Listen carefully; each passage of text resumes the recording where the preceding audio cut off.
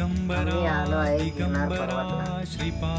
भवनाथ महादेवाचे दर्शन घेऊन लंब्या हनुमानचं दर्शन घेऊन चढाईला सुरुवात केली. एकूण 10,000 पायऱ्या आहेत गिरनार पर्वत चढताना. सुंदर असं पायऱ्या चढत चढत आम्ही वरती जैन मंदिरापर्यंत पोहोचलो. जैन मंदिराचा फोटो शूट करून अंबा माता मंदिर पर्यंत पोहोचतो. तिथं 5,000 पायऱ्या होतात. समोर गुरु शिखरचं दर्शन दिसायला चालू होतं.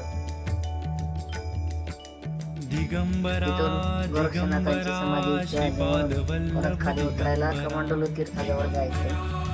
तिथं प्रसाद वगैरे 24 तास चालू असतो.